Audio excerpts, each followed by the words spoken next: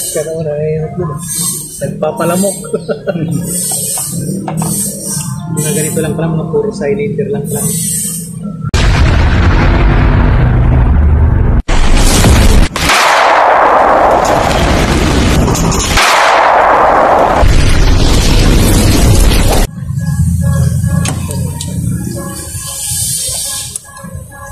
Kaya.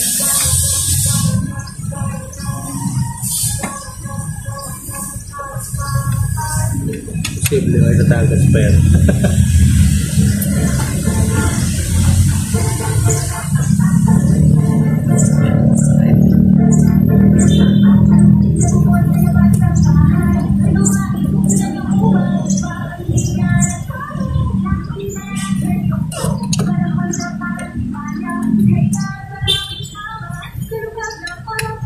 Japan ba? Japan.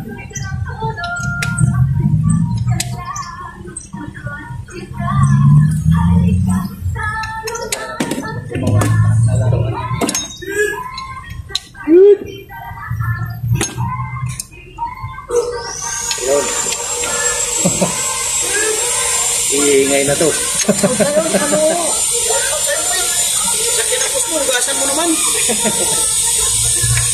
Ano nangyari diyan? Gas kita. Ayun na mga kanoo, hinigpitan na. Shout out pala dyan kay Ramil Automotive Vlog. Sana ay dumami pang iyong lahi. Magandang hapon sa'yo. Shout out kay sa gwardiya namin ng sa Motorpool, John Paul Ripulidon. Mabuhay ka, idol. Shout out kay Joey. Lahat, shout out mo. Shout out kay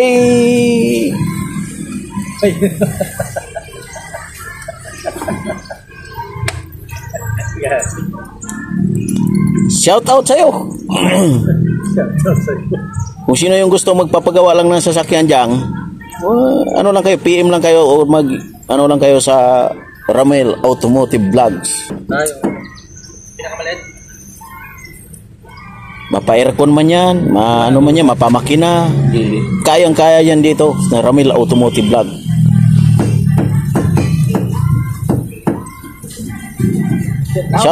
Shout out sa'yo, engineer. Palitan na ng goma, pare.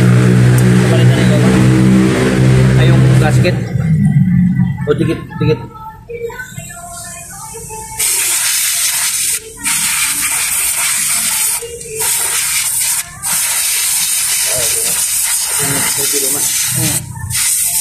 Durog eh.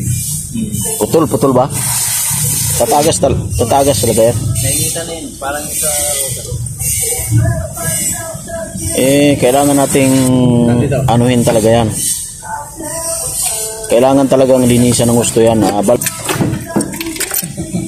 Kasi medyo tumatagas. Pero yun na, hinihigpitan na. Masilang kasi yung sakyan to eh. Shout out pala kay Sir Ariel. Sir Ariel, ito na yung sasakyan mo. Pinalitan na ng valve cover gasket. spark plug. Nagpalit ba na yung spark plug? Valve cover gasket at ka-spark plug. Nakakapansin. I-change oil din natin. Change oil din natin mga kano para smooth ang takbo.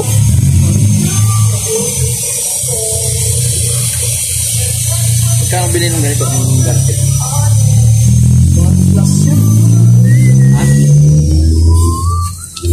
Original ba yun? Ako ba bumili? Titingnan na yung dipstick mga kano. Mamaya kaunti, salinan na natin ang langis. Para naman paandarin natin para makita natin kung may tagas.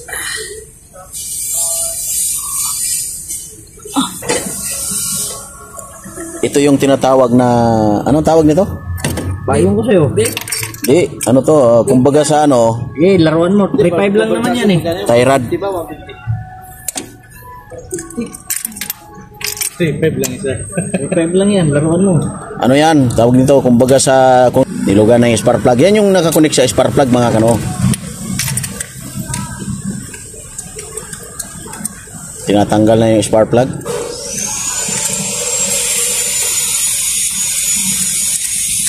May voice over. At ayun na nga, tinanggal na yung pangalawa, tinanggal na rin yung pangatlo.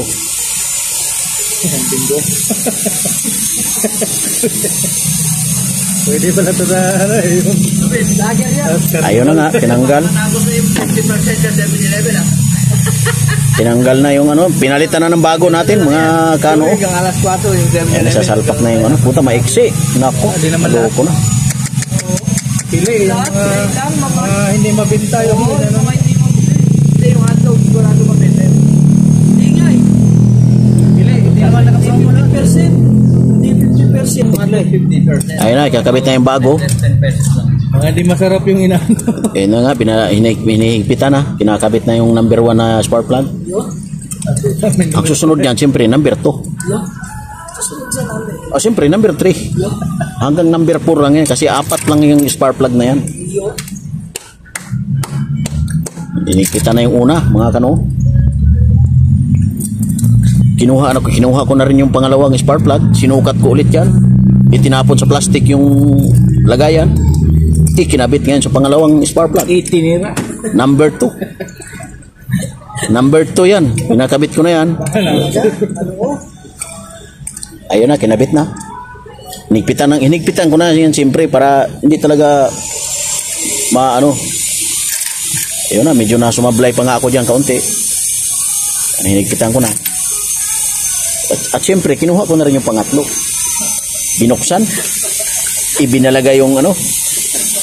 Isinalpak ulit. Ayun na nga, yung assistant kong makulit, nilagay na rin yung ano, pinaglumaan doon sa box. Nilagay na yung number 3. Ayun na. Sa kawali. Oo. Hinigpitan ko na rin yung mga kano yung ano dyan, number 3 na spark plug. At siyempre, kinuha. At pang-4 na rin yan, ikakabit natin. Yun na nga, hinigpitan ko na.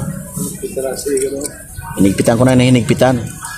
Tapos kailangan kasi dyan ng tamang pagsalpak mga kano. Kasi kung bakit may Toyota Motor doon eh, nung tindahan. Hinigpitan ko na nga rin dyan, mabuti. Tinanong pa ako ang sasakyan, Toyota. Ayan, hinigpitan ko na hinigpitan. Ano pala?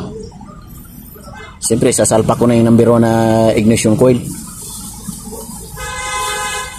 Di ko lang alam kung tama itong pagka-plaster na ito.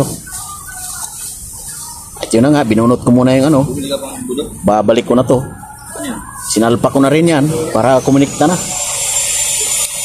Ay, tama, tinutulak ko ng tinutulak yan para yung lapat talaga ng gusto.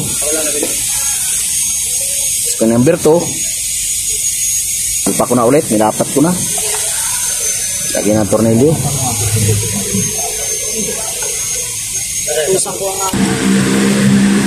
Inaano-ano ko na rin yan dyan, ginalaw-galaw ko na rin yan mga kano. Tsaka hihigpitan ko na rin yung mga tornilyo. Kasi kailangan talaga mahigpitan. Kumuha na rin ako ng yabi dyan, hinigpitan ko na. Tsaka hinigpitan ko pa rin ulit yung number 3. Kasi kailangan natin ma-double check mga kano. Yan, hinigpitan ko na.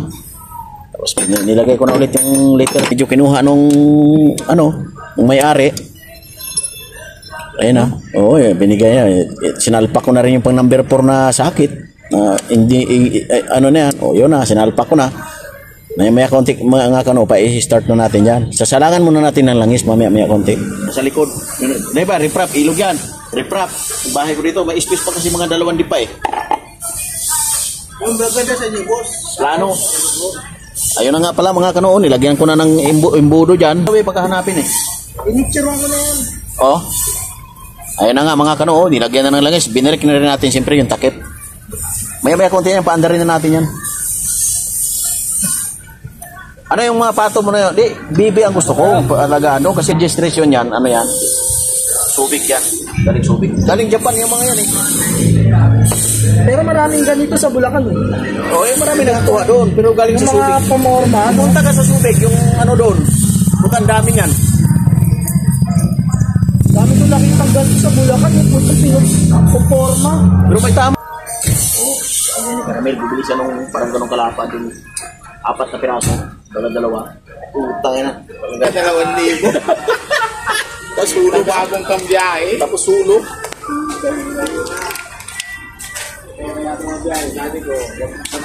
Battery. Dalawa.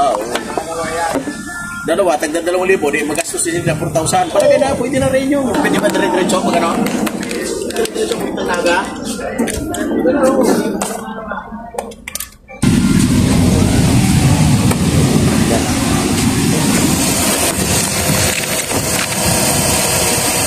Ayun na nga, mga kanoo. Linis na nga. Linis na mga kanoo. Kaya magkanto ka na ngayon. Hindi ngayon sunod. Ito sa gabi, ano, parang akala mo, nagkakayod na ngayon. Talaga rin yung nasa doon. Eh, siguro Yung mga tuta, umiyak din. eh, baka na ulan namin, inaano niya, nililipat niya. Ano, tayo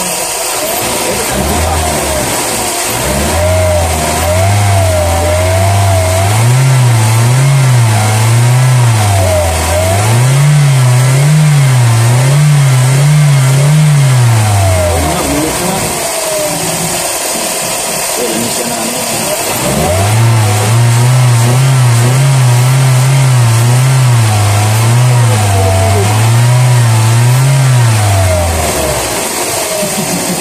Ito, civil gasket.